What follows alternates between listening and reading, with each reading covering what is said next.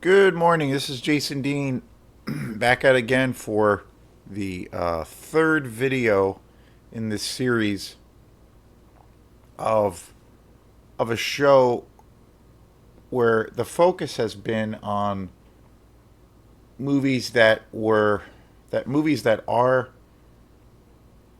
big screen adaptations and also movies that are very much a part of the story, and also I would say movies that are inspired by one of my favorite short stories in horror literature, and that is The Most Dangerous Game. This is the third video in this show. So this has been an interesting project I've done in the past for this channel.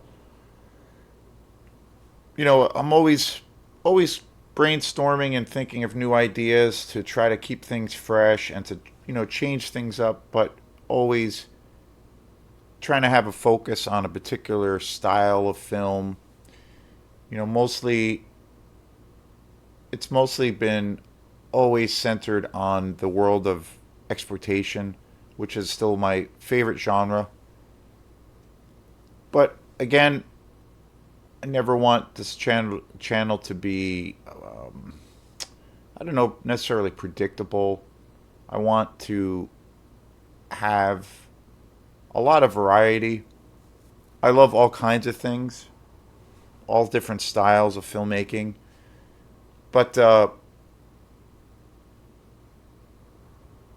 and I look at this as overall being just like a personal journal on the films I love and the films that inspire me, and also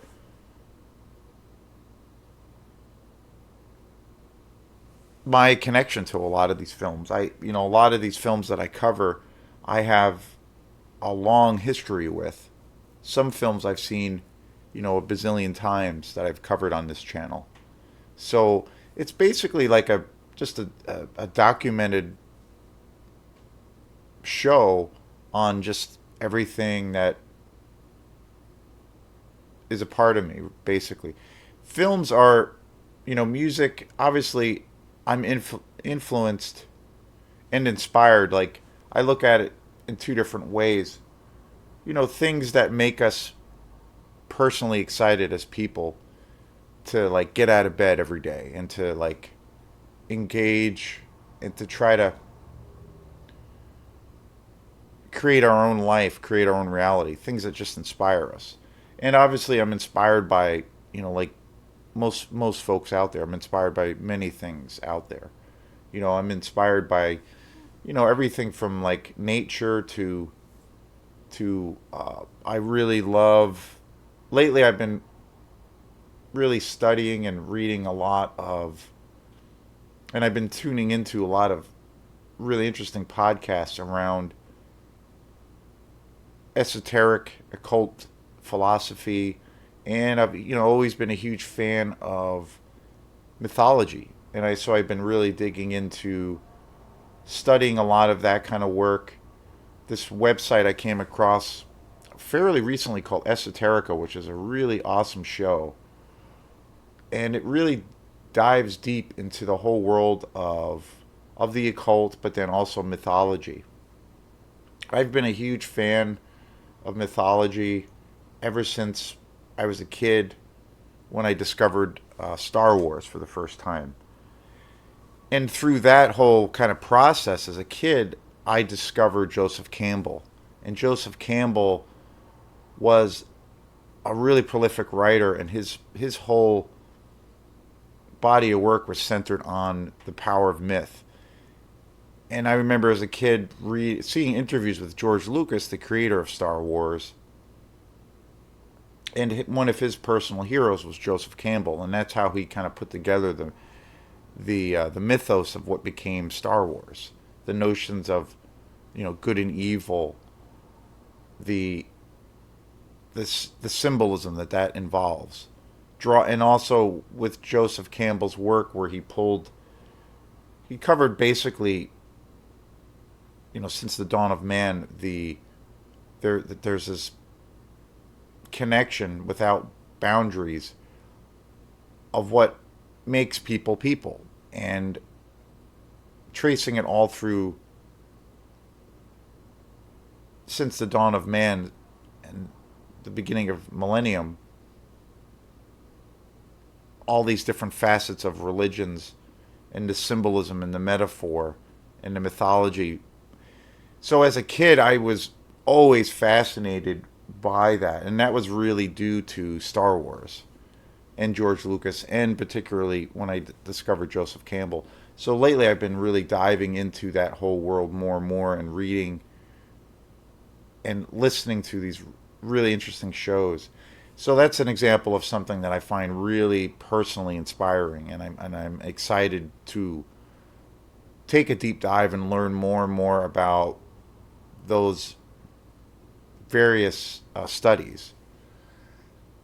And I'm inspired by lots of different things, but when it comes to music things, and also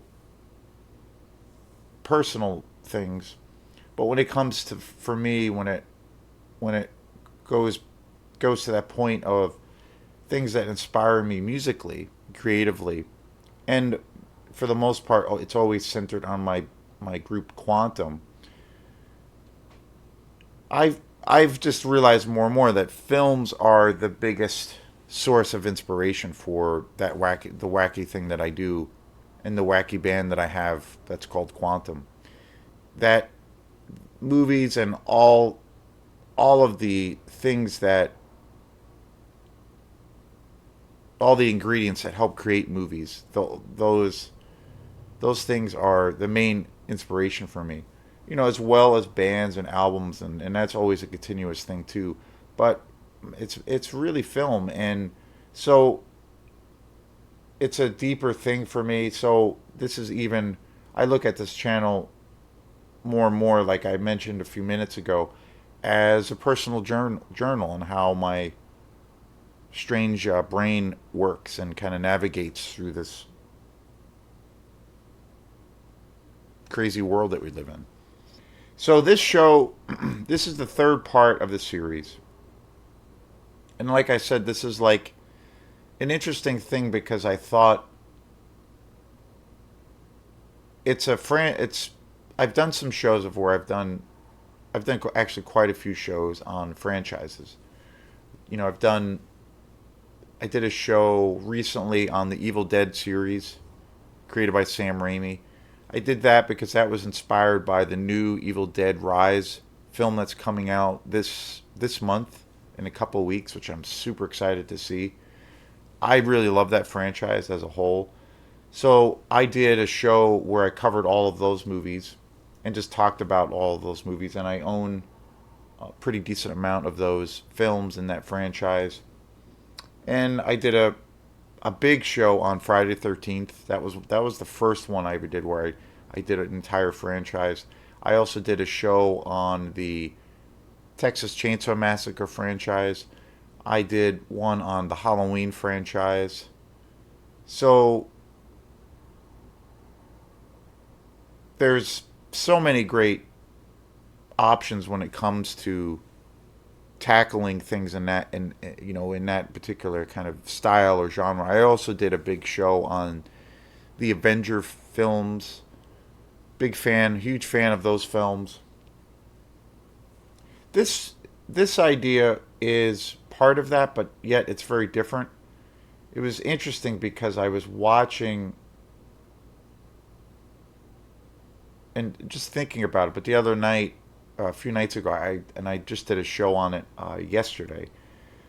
But I did a show. I was watching Surviving the Game, which is a movie that came out in the '90s with Rutger Hauer and Ice T, and it's kind of a horrible movie, but I also really love it. It's I don't really believe in that idea of like the guilty pleasure thing, because it's like I feel like if you like what you like what you like, and if you don't like something, you don't like it. You're just gonna naturally, you know, be in your habitat and gravitate towards those things, But when that whole idea of, or that whole notion of the guilty pleasure, like that's just kind of a thing of where, people feel awkward around the idea that they like something that is by most people, or they love something that they feel that the majority of people out there either laugh at or they despise or they make fun of. So, hence the idea of the guilty pleasure thing. But I think to a degree there's also strength in that, and in that stance, because I mean, like I said, you're going to naturally gravitate towards what you want anyway. But I think there's strength in that and power in that, because I think the more and more that people do those kinds of things and just generally voice their opinions about things that they don't like, and they could be about something that is tremendously unpopular, I think that's a really good. It gives me a good sense of that person's character, where they do have a sense of being a true individual, and they're not afraid to speak up about what they love and what they find pleasurable, even though it's not embraced by everyone. And I think by doing that, there's a magic to that, because I think there's almost more power in that kind of idea than embracing something that everyone else loves. But so this idea came about. I was watching Surviving the Game, and I realized, oh, this movie, this is a movie I grew up watching, but it's also very much a version, and it's pretty much based on The Most Dangerous Game, which is one of my favorite short stories. It's easily one of the things that really got me into horror when I was a kid. I talked about it in some previous shows, where my introduction to horror, before I got a chance to see any horror films per se, when I was in middle school, I discovered Edgar Allan Poe. I remember I was in middle school, and one of the English classes I was taking, we had to do like a literary book report, and the teacher gave us a bunch of different writers to choose from. And I remember one of the one of the choices of one of the authors to read was Edgar Allan Poe, because I had come across some of his stuff in class, and I saw that it was dark. It had this horror element, and it was very spooky, and I was like, what? That just, as a kid, just totally piqued my curiosity. And then I became a huge fan. I love his work to this day. There's been tons of adaptations of his work over the years. I did a big show on The Mask of the Red Death, and that's probably my favorite adaptation of his work, which stars Vincent Price. So it was Edgar Allan Poe, and then shortly after that, within that same year, I came across The Most Dangerous Game, and that ushered in the world of horror for me. Both of those stories and both of those writers. And of course, The Most Dangerous Game is written by Richard Connell, and it came out in 1924.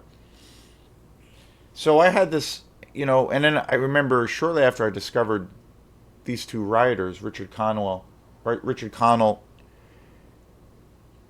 and Edgar Allan Poe, the first movie or horror movies I ever saw was the very first Friday the 13th movie. I remember seeing the very first one as a kid, shortly after I discovered these writers, and that was what hit me. That was what got me. That's how I got bit by the bug of all things horror. And also, I had gotten exposed to through seeing a few Alfred Hitchcock movies, and I remember it was Psycho and The Birds.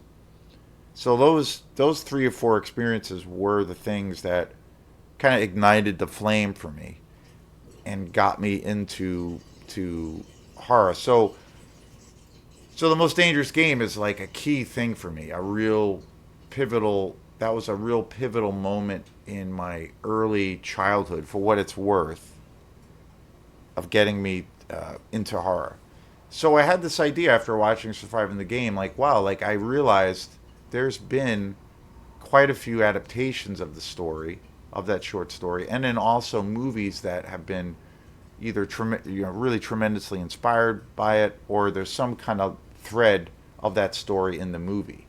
So I so that's why I decided to do this newer series of where I'm going to do movies that are remakes essentially of the story, or big screen adaptations, or films that are very much uh, tied to the original story, The Most Dangerous Game.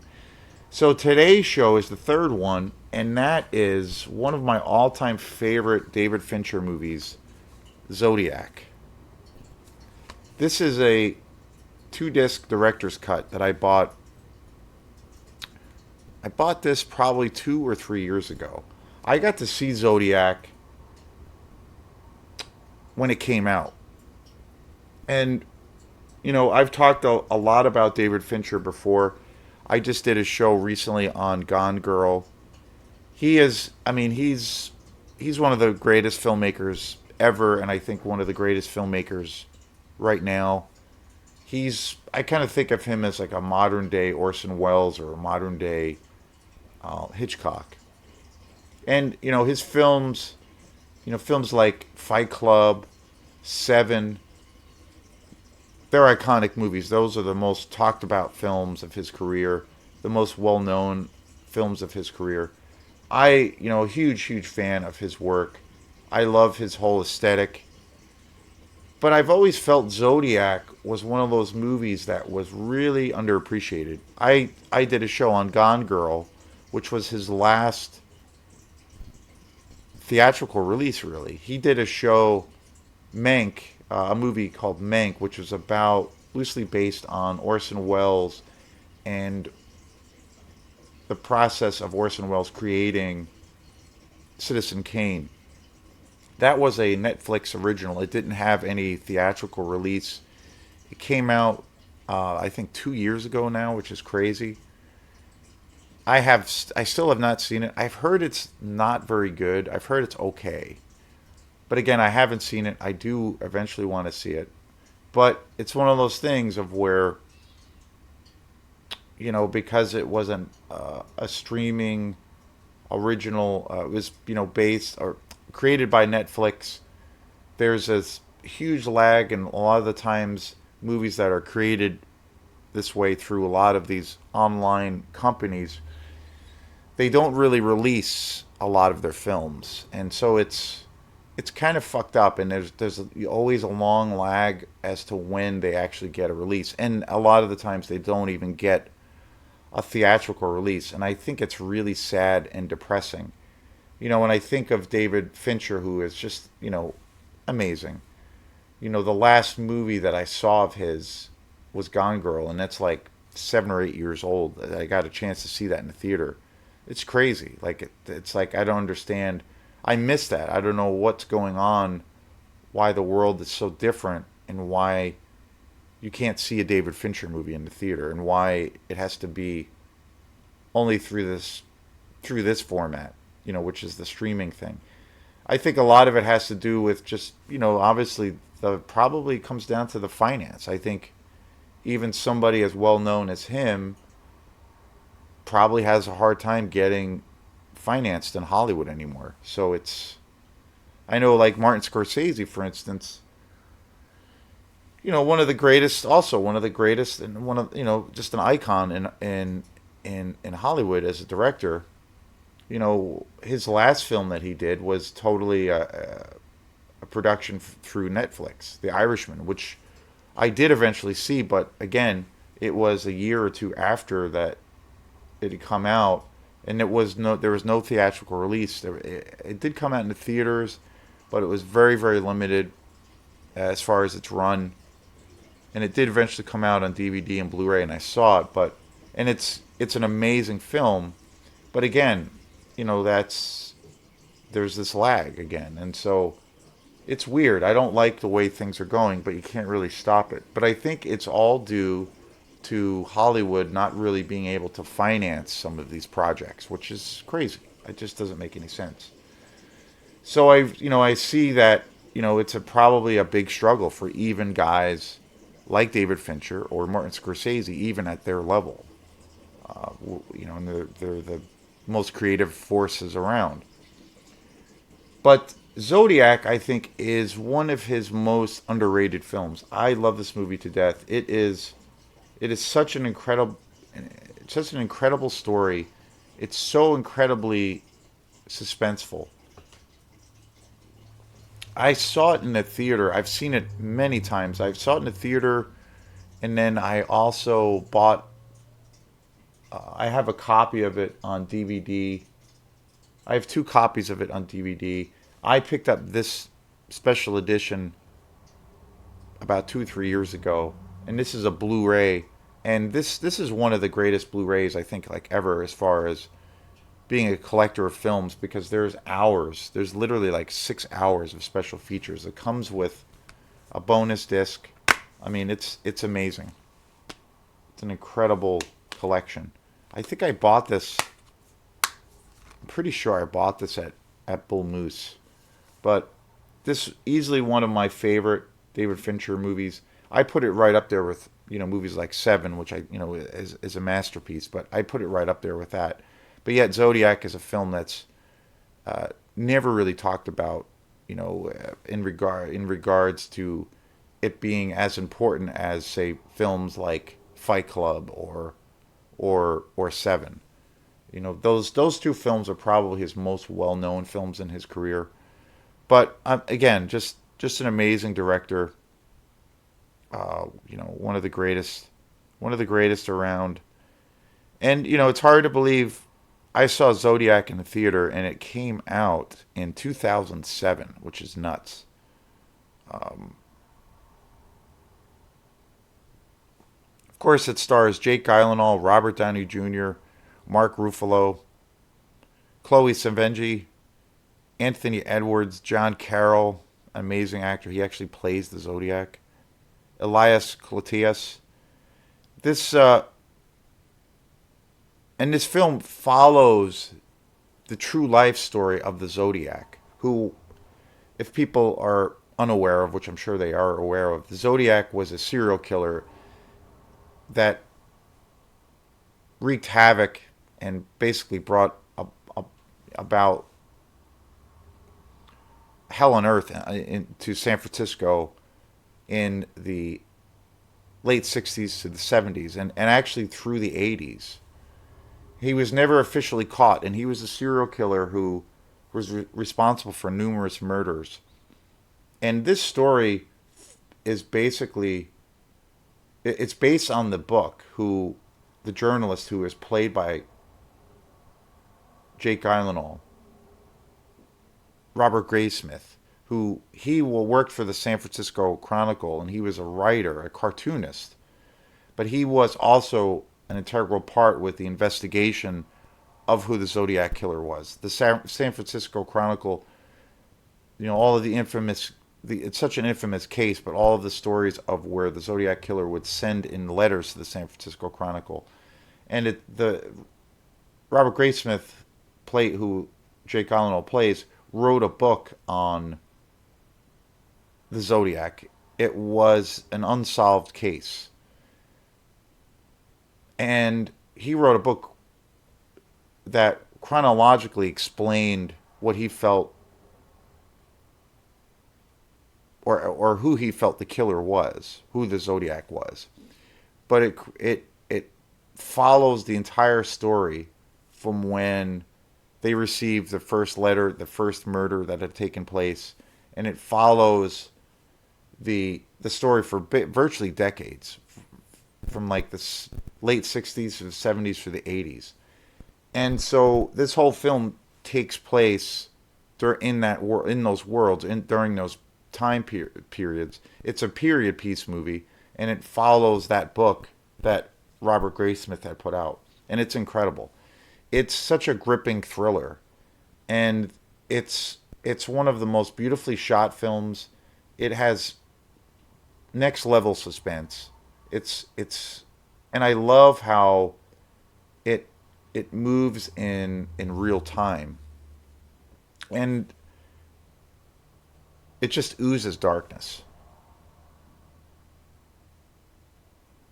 So the main and the reason that this is part of the series of movies that were inspired by, or they are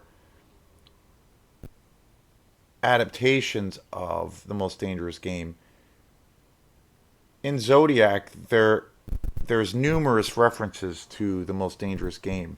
Most notably, in the actual letters that were sent to the San Francisco Chronicle, the Zodiac actually made references to the book, the short story by Richard Connell, The Most Dangerous Game, and where he referenced man being, the prized possession for, in the idea, with the concept of being like the hunter, and man being the ultimate prize, the ultimate game, and the idea of hunting your fellow man. That's like the ultimate achievement of, when it comes to being like the supreme hunter. And so there's all of these references in the letters that he sent, that the Zodiac sent to the San Francisco Chronicle. And then there's also a portion of the film where Jake Gyllenhaal's Robert Graysmith's character, they're unaware of what that reference is at first. So he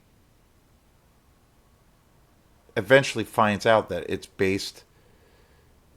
that those ideas that he introduces in the letters are based on the original short story. And I just thought it was super fascinating, and it's a big thread actually in the movie, that short story. And I think when it comes to films that are, based on true crime, or films that are based on, what, like the serial killer genre, which is, huge, I think this film is one of the greatest adaptations. And the thing that makes it the most, one of the best, and also one of the most frightening stories, is that it's based on true events. And it really plays into, well, kind of where we are with pop culture, and we have this incredibly complex fascination with serial killers. Where just recently there was a Netflix show that basically was about Jeffrey Dahmer's life. There was also a recent show that came out, I think, a couple of years ago, about Richard Ramirez, the serial killer in California, aka the Night Stalker. There's been this kind of macabre fascination with serial killers, and I think that this movie, although it does it very differently, I think it has a very different narrative around this subject matter. I definitely consider it to be a true crime film based on actual events, but it's such a great murder mystery. But because it is steeped in reality, it makes it. I feel like it makes it. For a much more frightening experience. I did a show quite a few months ago on Henry, which is one of my all-time favorite movies dealing with this very subject, and that was also a film that was based on a true crime scenario with Henry Lee Lucas, who was a serial killer, mass murderer, basically, who went across the country and was responsible for possibly hundreds of deaths. And there's been, lots of people who are fascinated by it, but it's also I feel like there's always a fine line with the fascination around it. I think I find it personally so interesting in some ways to where it's related to the psychology of man and how people have, psychotic tendencies and how the idea or notion of how we live in a so-called civil society. And there's been arguments and debates about around the idea that, well, if suddenly we didn't have these laws and these societal concepts of how we need to be civil to each other, and say those things were removed, would we just try to kill and eat each other? And is that the only thing that is keeping man from turning into a complete beast? That's always an interesting thing. And some concepts and some ideas around it say, well, that's where religion plays a part in it. Where that's a positive thing of religion because it can give you that moral compass of between the concept of right and wrong or good versus evil. But there's also the argument, well, if those things were removed, would man be, a wild savage? But at the same time, one of my all-time favorite television shows, my all-time favorite television show, True Detective, which I did a show on, definitely does a pretty good exploration of those ideas, especially around Rust, Matthew McConaughey's character, where he talks. There's this whole segment in that where they talk about the idea that Woody Harrelson's character, they're at this fundamentalist gathering, this like Christian revivalist gathering, and Woody Harrelson turns to Rust and he says, "Well, these, this religion, this lifestyle provides, a moral compass for these people." And Woody Harrelson was saying, "Well, if suddenly this idea or notion of organized religion, or particularly this fundamental branch of organized religion, if it was removed, then people would just be, wild savages and just go about raping and killing and committing crimes, and there would be complete and utter lawlessness." And Rust's character says, "Well, if it takes this idea of this mythical belief that there is some kind of, daddy in the sky that's overlooking, the human endeavor, then and if that's what gives people the moral compass as far as how to navigate in society, and if that was removed, and if that's what it takes," he says that, well, like those people should be just, put under the knife, like they're already. Or he refers to people who, or he refers to that idea that if those things were removed, then those people are pieces of shit and they should be put under, because they should have that sense of coming from an individual. They should have some kind of moral compass anyway, and how to try to carry themselves and be respectful to other people. And I just thought that was so interesting. But this movie, is, like I said, one of the greatest explorations of living under the, one of the first true cases of where there was a real life serial killer that really basically put an entire state under, put them in the state of terror. I actually had a conversation with somebody recently who I play music with, and his name's Terry Lamar, and he's a percussionist. But he lived in California for a really long time, and he's about 70 years old, and he was in San Francisco during the time of the Zodiac, and he said that he was there right when all of these things were happening, and he said there was at one point his he was traveling, and somebody he was with, I think his one of his friends that he was with, their kid, they couldn't find their their kid for a little while. They thought the kid had disappeared, and right away they got really terrified because that was in the height of this whole Zodiac thing. They eventually found the kid. He had wandered off somewhere, but that was and he was talking about how the city of San Francisco and California, the entire state, but particularly San Francisco, was in this state of terror because of the Zodiac. And he said that there was this intense sense of paranoia. People stopped going out past a certain time period, and there was this, people were on this constant alert and in this, just frightened, and generally frightened all the time. Really interesting.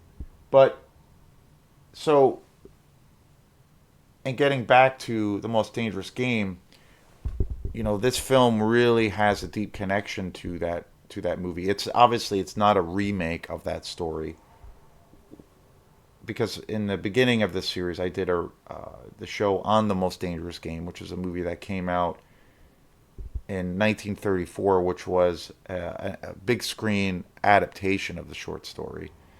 And then I did a show on Surviving the Game, which is also an adaptation, very different in a lot of ways, but it's essentially an adaptation of the same story.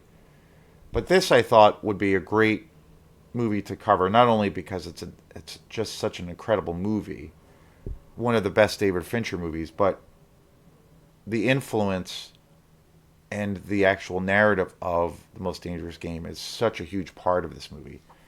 And if you've never seen this movie, it's just incredible. If you're a fan of true crime stories, but if you're just a fan of really great, like just an old school crime caper investigative film that's kind of told in real time, this is one of the greatest detective stories ever.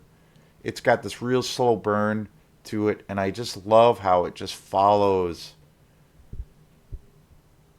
this story as it slowly unfolds, and it also follows this story over so many years.